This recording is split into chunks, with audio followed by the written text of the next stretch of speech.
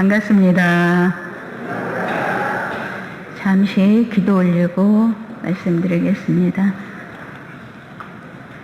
천지님, 부모님, 동포님, 법률님, 소중한 법동지들이 다시 이렇게 모였나이다. 저희들 코로나19 상황이 생각보다 많이 길어지고 법회를 향하는 발걸음을 멈추게 할 때도 있지만 저희들 언제 어디서나 공부하는 신앙인, 수행인 되게 하여 주시옵소서. 오늘 안혜영 교무는 원불교는 어떠한 종교인가 라는 말씀으로 대종사님의 위대함, 우리 교법의 소중하고 위대한 점을 함께 교도님들과 공부하고자 하나이다. 열심히 준비한 안혜영 교무와 그리고 이 자리에 함께한 교도님들의 마음이 하나가 되어 이 시간이 소중한 법의 양식 그리고 우리 공부를 하고자 하는 다짐을 더욱 굳게 하고 우리의 교법을 전하고자 하는 다짐을 더욱 굳게 하는 소득이 있고 소중한 시간 되게 하여 주시옵소서. 일심으로 비옵나.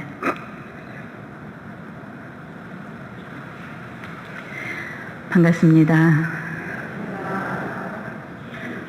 누군가가 저 원불교 다닙니다 라고 하면은 원불교? 거기서 뭘 믿어? 뭘 공부해?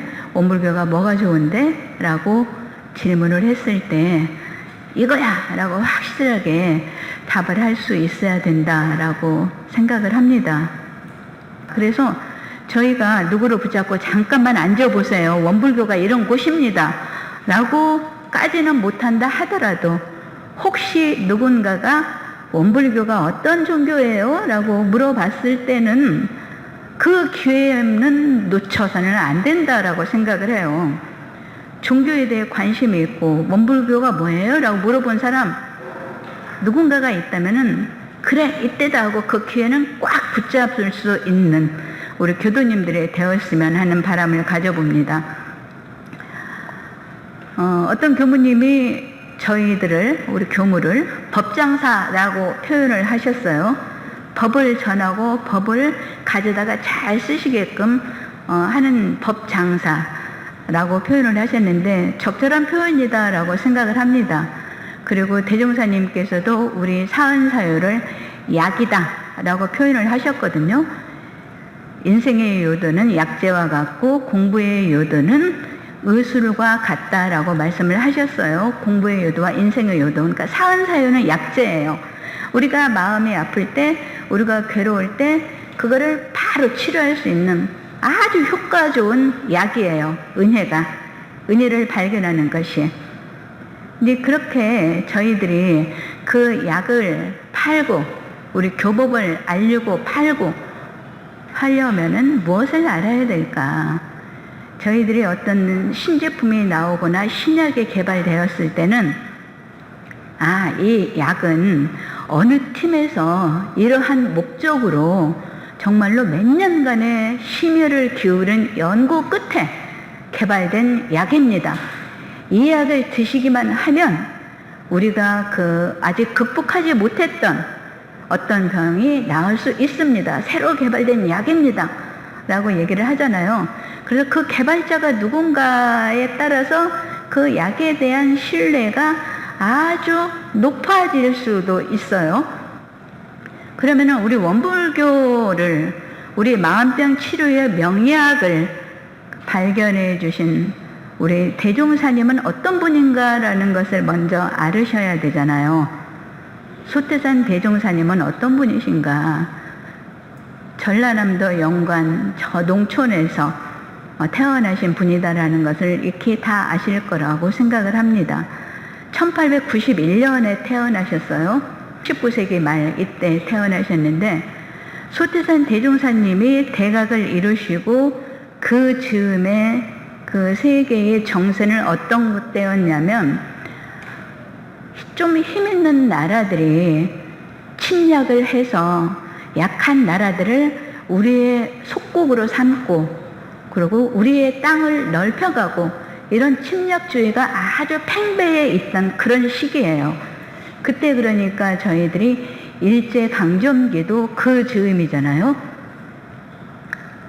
그래서 아주 세계적으로도 그런 어려운 때고, 우리나라 국내 정세도 이제 개화기 문명이 막 발달돼서 그 새로운 물질에 대해 막 눈을 뜨고, 그리고 또 개화기 문명이 들어오기는 했지만은 아직 신분 제도는 완전히 무너지지를 않아서 양반과 그 밑에 상민들의 그 차이가 엄청났던 때예요. 그래서 일반 백성들, 계급상으로 좀 아래에 있는 백성들이 높은 계급의 그 관료들에게 엄청나게 수탈을 당하고 힘들게 살던 그런 때예요.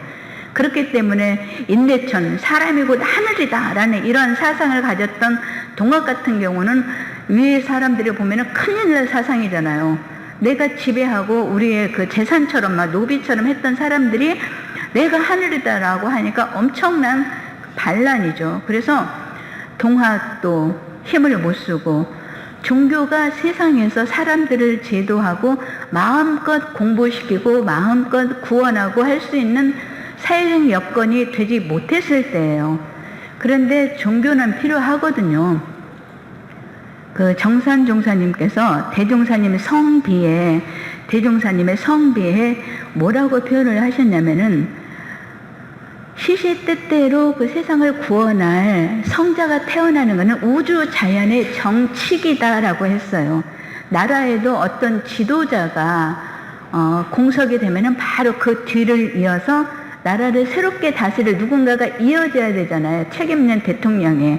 요즘 갑자기 서울시의 그 박원순 시장이 갑자기 병고를 당해서 이제 부시장이 또 서울시 행정을 책임지듯이 그 시대를 책임질 성자가 대를 이어서 있는 것이 우주 자연의 정칙이래요. 어떤 성장가는 누군가는 있어서 이 세상을 구원하고 책임지고 이끌어 가야 돼요. 그러니까 대종사님이 태어나신 그 당대에는 종교도 제대로 역할을 못하고 그런 때여서 새로운 이 세상을 이끌어가고 새로운 패러다임으로, 새로운 사상으로 이 백성들을 구원할 그런 새 성자가 필요한 시기다라고 말씀을 드릴 수가 있겠습니다.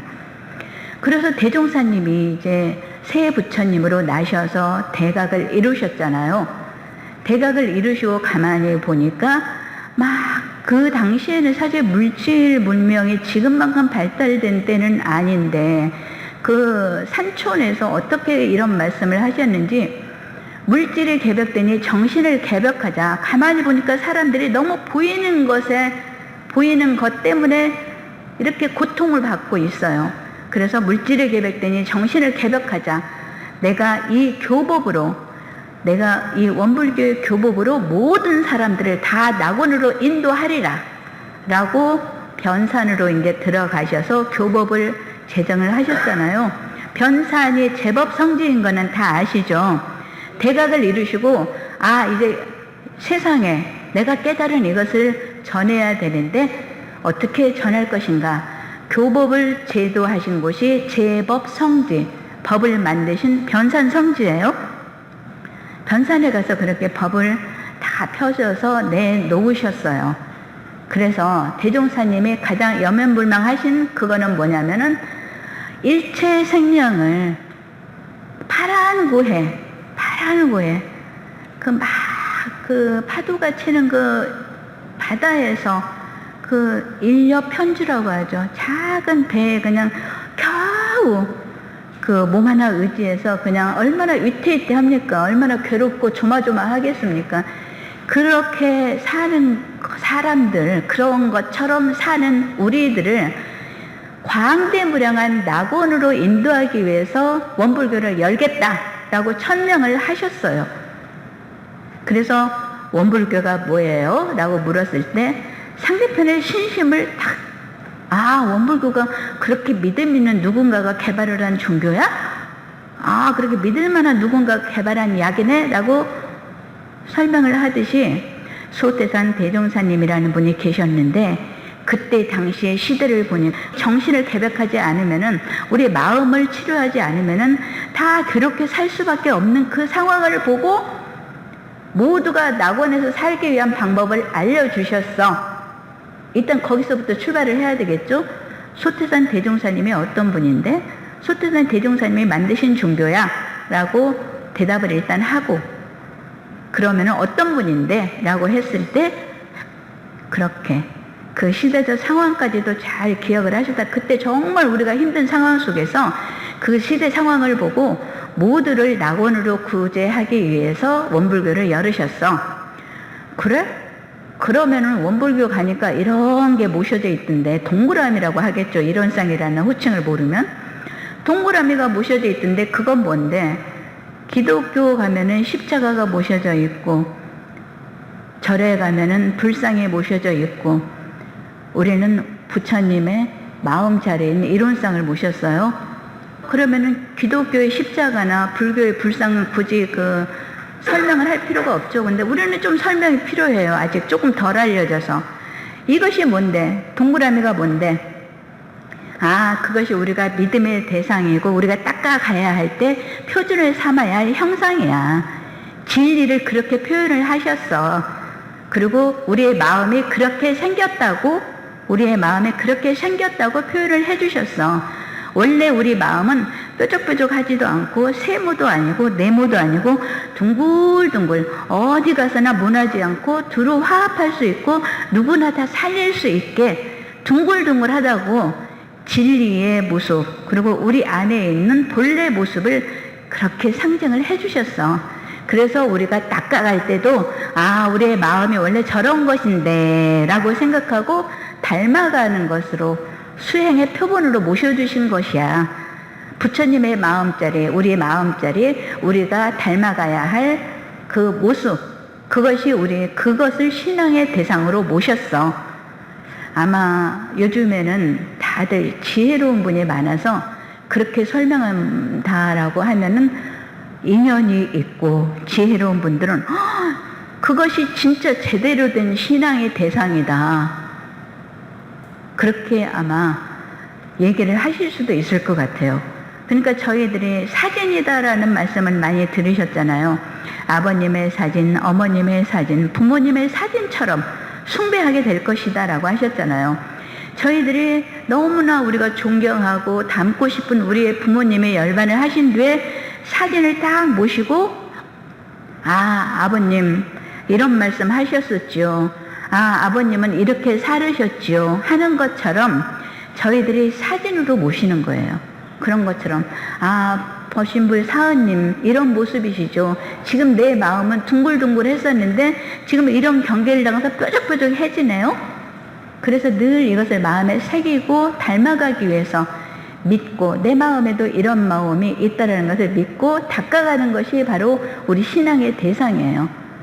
가장 과학적이고 가장 합리적인 신앙의 대상이라고 저는 자신 있게 말씀드릴 수 있거든요. 그래서 소태산 대종사님께서 열으셨는데 무엇을 믿어? 무엇을 닦어? 일원상으로 그 상징을 모셨어. 우리 본래 마음자리고 부처님의 본래 마음자리를 이렇게 표현을 해. 진리를 이렇게 표현을 해. 진리가 뭔데? 대종사님께서는 일원 즉 사은이다 라고 말씀을 하셨어요. 이것이 곧 사은이다. 진리가 곧 사은이다 라고 얘기를 해주셨어요. 사은이 뭔데? 진리를 사은이라고 표현을 하셨는데, 우리 소태산 대종사님께서는 세상의 모든 것이 다 은혜라고 표현을 해주셨어. 신앙과 수행으로 낙원으로 갈 수 있다라고 말씀을 하셨잖아요. 그쵸? 그러면은 신앙과 수행으로 낙원으로 갈 수 있다라고 했는데, 내가 부처고 모든 것이 은혜라는 것을 믿으면 낙원으로 갈 수 있다라는 말씀이에요. 그쵸? 맞죠? 내가 모든 것이 은혜다, 그리고 내 안에 부처 있다 라고 하면 낙원으로 갈 수 있다라는 거 확실하죠? 증거를 한번 대볼게요. 근데 우리가 모든 것이 다 은혜이니까 감사만 발견하면 낙원으로 갈 수가 있는데, 모든 것을 다 은혜로만 발견하면 감사라고 갈 수가 있는데,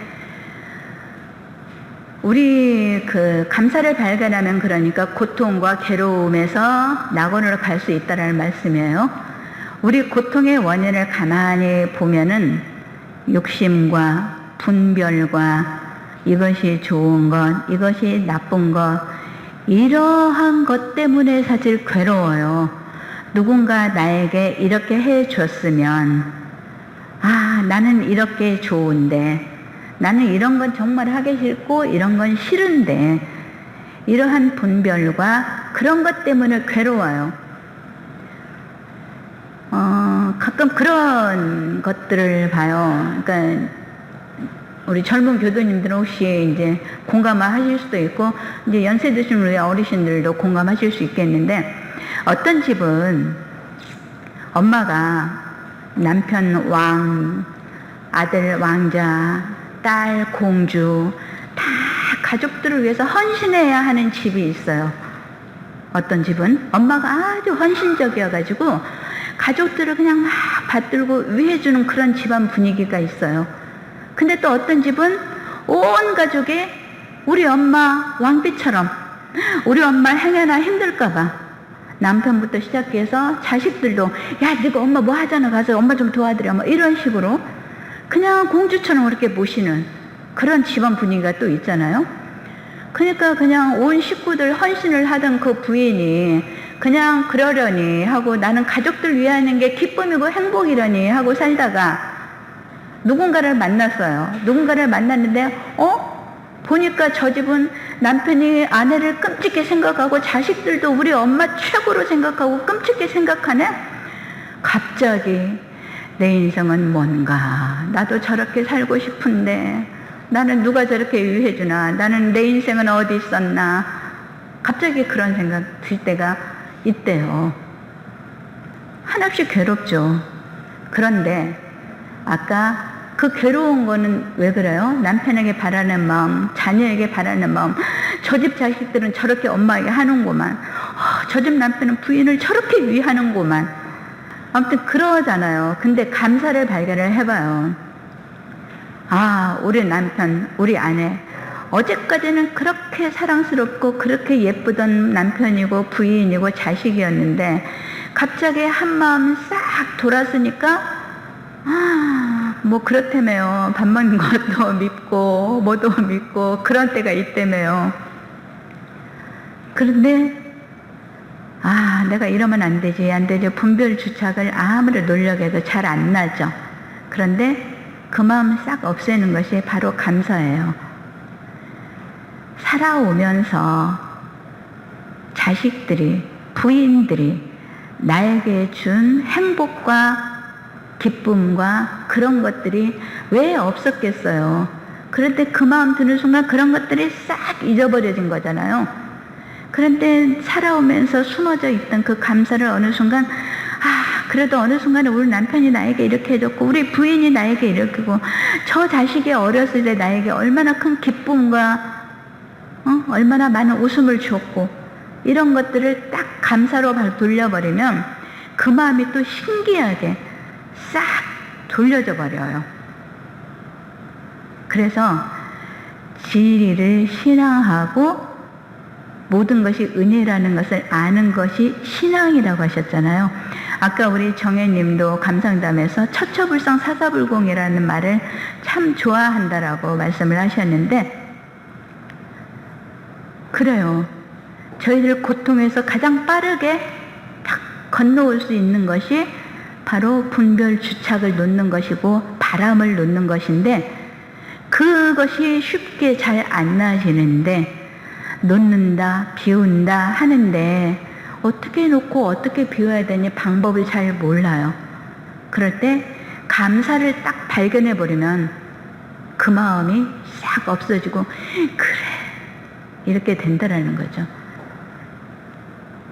그런데 그게 지금 이 법당에서 아마 이렇게 공부를 하고 할 때는 맞아 하실 수 있는데, 실질적으로 생활 속에서 딱 가다 보면은 또다시 잘 안 될 때가 있잖아요. 그래서 신앙과 수행이라고 하셨어 라고 저희가 말씀을 드려요. 어느 순간 감사가 잘 발견이 안 되고 어느 순간 분별 주착도 안 나아지고 그래서 수행을 해야 된다라는 거죠. 닦아야 된다라는 거죠. 아까 그런 식으로 저희들이 갑자기 너무 이쁘고 행복하고 사랑스러웠던 내 가족이, 내 아이가, 우리 짝꿍이 어느 순간 한마음 싹 돌아서니까 그렇게 미워졌을 때, 내 가장을 사랑하던 사람이 어느 순간 그렇게 좋았던 사람이 미워졌을 때, 일단은 저희가 이 마음이 왜 왔는가라는 것을 가라앉은 마음으로, 본래 마음으로 돌아가서 살펴봐야 돼요. 일단은 나무함이 타부를 하시든지 단전의 힘을 딱 주하고 마음을 일단 가라앉히고 3초, 5초, 1분 일단은 왜 그런가? 내가 왜 이러지? 이 마음이 어디서 왔나? 이 마음이 어디서 왔나? 흔적이 없어요, 사실. 일단 가라앉혀요. 수양 공부. 그런 다음에 내가 지금 그 바람이 있고 그런 것 때문에 내 스스로 고통으로 들어갔구나. 내가 지금 이 마음병이 어디서 왔지? 연극 공부에는 경전, 강연, 회화, 의두, 성리, 정기일기 뭐 이런 부분들이 다 있잖아요. 그 다음에는 이제 우리가 마음만 가라앉히면 안 돼요. 또 일어나. 연구를 통해서 더 이제 확실하게 한번 다져줘야 돼요. 경전을 통해서 지금 내 마음이 이래서 이랬구나. 대종사님이 이미 얘기를 해 두셨었네. 아이고 꼭 이 법문이 나를 위해서 해준 법문이네. 새롭게 발견되는 법문이 있을 거예요. 일단은 우리가 마음을 다스리기가 나 혼자 너무 힘들어. 약재 창고예요.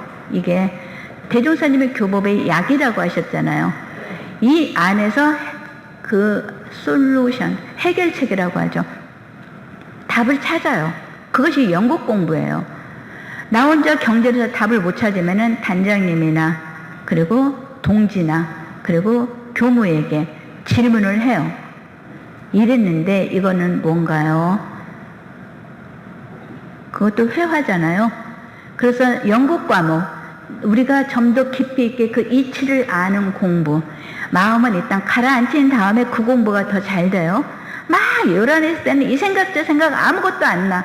근데 일단 이 마음이 어디서 왔나? 온 바가 없는데 흔적도 없는데 아무렇지도 않았었잖아. 이 경계가 뭐라고? 본래 내 마음 다 어디 가고? 계속 이렇게 생각을 하고 하다가 조금 가라앉은 다음에 경전을 보면 맞네, 이 말씀이네. 발견되는 부분이 연극 공부. 야, 나 이래서 너무 속상해 라고 동지와 마음을 터놓으면은 그 동지는 한 발짝 떨어져서 객관적으로 얘기를 해줄 수 있으면 맞아, 그 말이 맞아, 그래야지 이렇게 답을 얻을 수도 있고, 그런 것들이 바로 연극 공부예요. 거기서 끝나는 것이 아니라 한 걸음 더 나아가죠. 취사 공부. 실질적으로 그 나를 요란하게 했던 그 대상에게 편안해진 마음으로 풀어갈 수 있는 힘도 있어야 돼요. 그런데 신기하게 저희들이 막 요란했을 때는 누군가에게 나 이것 때문에 서운했어 하면은 싸움이 돼요. 아이고 뭐 그것 갖고 그래 이렇게 되는데, 신기하게 내가 내 마음을 완전히 편안해진 상태에서 아이고 그때 내가 사실은 이랬는데 뭐 그렇게 말을 해가지고 나 그때는 엄청 서운했어 라고 말을 하고, 그리고 아까 가족들에게 서운했던 것도 내가 마음이 편안해진 상태에서 아이고 그때 사실 뭐 아무개 지금 그렇게 산다는 거 보고 나 사실 좀 부럽더라. 당신도 좀 그렇게 해주면 안 돼? 야 아무개 좀 누구는 뭐 엄마한테 이렇게 해줬대더라, 아빠한테 이렇게 해줬대더라. 그러면은 편안하게 아마 전달이 될 수도 있을 거예요. 그런 취사까지도 저희들이 상대편의 내 마음을 완전히 가라앉히고 이렇게 그 취사까지 나아갈 수 있는 것이 우리가 사막 공부예요. 신앙과 수행 다 말씀드렸어요. 정리 한번 해볼게요. 원불교가 뭐야? 라고 누군가가 물어봤어요. 원불교는 소태산 대종사님, 소태산 박종빈 대종사님이라는 분이 105년 전에 깨달음을 얻어서 세운 종교인데, 그때 당시 소태산 대종사님이 엄청 힘들게 살아가는 모든 사람들을 다 낙원생활 하기 위해서 만들고 싶어서 교법을 제정해 주셨어. 그 동그라미 모셔져 있더만. 그거는 뭔데? 그거는 신앙과 수행의 대상이고 수행의 표본이야. 모든 것이 다 은혜라는 것을 나타내고, 네 안에도 붙여있고 내 안에도 붙여있다는 것을 말하는 거야. 그리고 우리 마음에 있는 부처의 마음, 그 동그란 그 부처의 마음을 닮아가라는 표본이야. 그것을 우리는 대상으로 모셨어. 어렵다, 야. 뭔 말인지 모르겠다. 대부분 그렇게 나올 수도 있어요. 와봐. 그러면 나처럼 될 수 있어. 그걸로 끝을 내야죠. 그렇게 말을 할 수 있으려면은 우리가 저 친구는 어떤 종교를 다니길래 저렇게 늘 기쁘고 행복하게 살지? 그 마음이 들어야 되겠죠.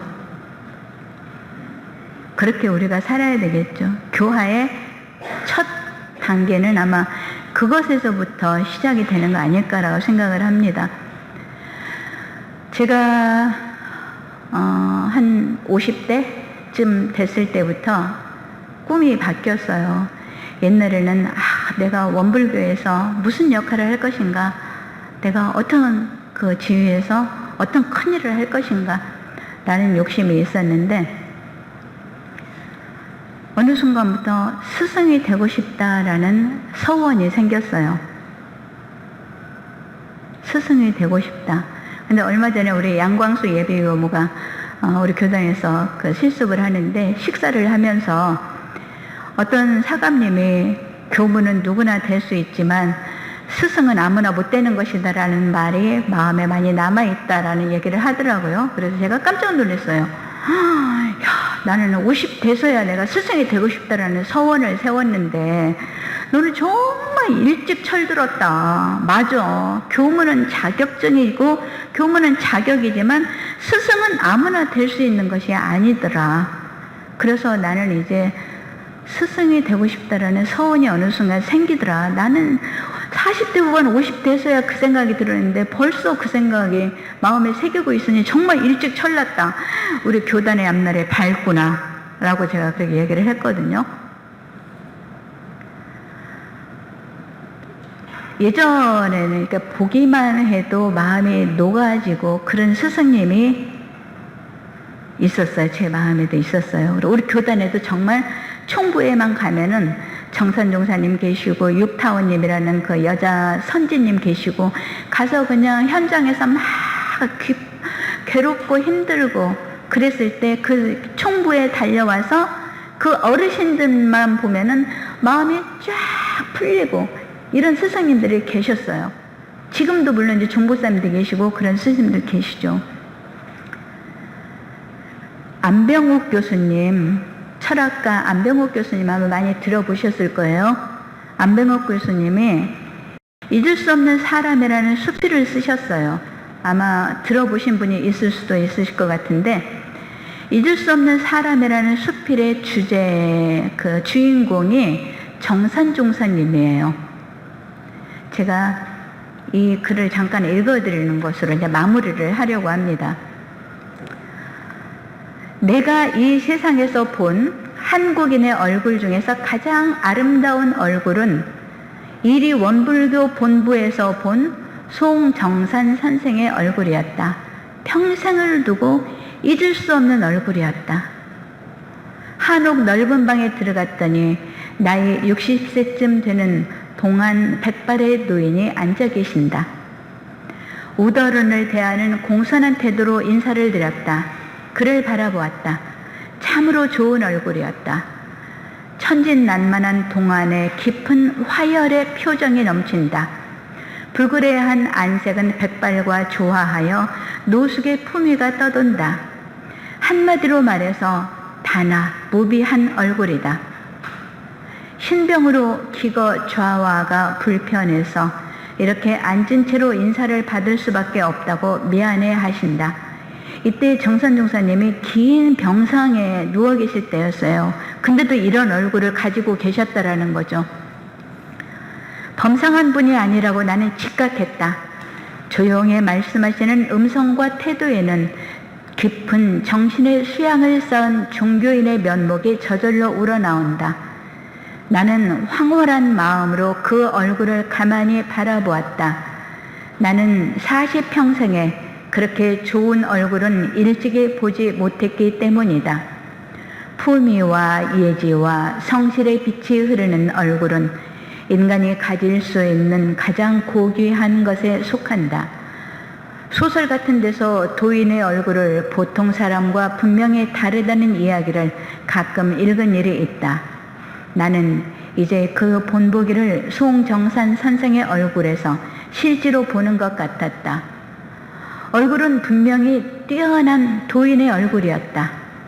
온몸에서 무엇인가 따뜻한 기운이 발하여 나를 흐뭇하게 안아주는 것만 같았다. 동심, 동안의 미라고 느꼈다. 하나의 경애를 눈앞에 보는 듯 하였다. 보면 볼수록 공연히 기뻐지는 얼굴이었다. 얼마나 정성껏 수양의 생활을 쌓았기에 저와 같이 화열과 인자가 넘치는 얼굴이 되었을까. 나는 마음속에 단단히 한 대 얻어맞은 것 같았다. 너는 아직 멀었다. 저분을 보라. 송정산 선생님, 우리 정산 종사님에 관한 부분만 제가 발췌해서 읽어드렸는데요. 제 바람이 바로 이런 얼굴을 가지는 거예요. 그냥 아까 제가 스승이 되고 싶다라고 말씀을 드렸잖아요. 저절로 그냥 제 곁에 오기만 해도 편안해질 수 있는 얼굴을 가지고 싶다. 가끔 교도님들 중에 그런 분 계시잖아요. 아, 요즘 마음이 너무 복잡해서요. 좀 편안해지면 그 땅에 가려고요. 그런 말씀 들으면은 많이 반성이 되죠. 힘들고 괴로울 때 오히려 더 교당에 와서 마음의 안정을 얻고 편안함을 찾을 수 있는 교도님들이 되셔야 되는데 그렇게 해드릴 수 있는 교무, 스승이 돼야 되는데 라는 반성이 되죠. 그래서 제가 비록 타고난 품은 좁지만 보이지 않는 마음의 품은 한없이 넓혀서 그냥 힘들 때 품어드릴 수 있는, 힘든 사람 누구든지 와서 제 앞에 오면은 좀 편안해질 수 있는 그러한 교무, 그러한 스승이 되고 싶다라는 간절한 바람이 있거든요. 우리 교도님들도 주변에서 그러한 분들, 그러한 스승, 전무 출신의 도에서 그런 말씀이 있습니다. 일반 교도님들은 일반 사회인의 모범이 되어야 하고 전무 출신은 일반 교도님들의 모범이 되어야 된다라는 조목이 있어요. 교무 한 사람이 모든 사람을 다 만날 수는 없어요. 먼저 만난 우리 교도님들이 수양과 감사 생활로 기쁨과 편안한 얼굴, 그러한 마음을 가지셔서 주변에 교화의 바람을 일으키는 이러한 화평한 얼굴을 가지실 수 있었으면 하는 바람을 가져봅니다. 열심히 함께 감사 생활하고 수양하시게요. 수행하시고 감사합니다.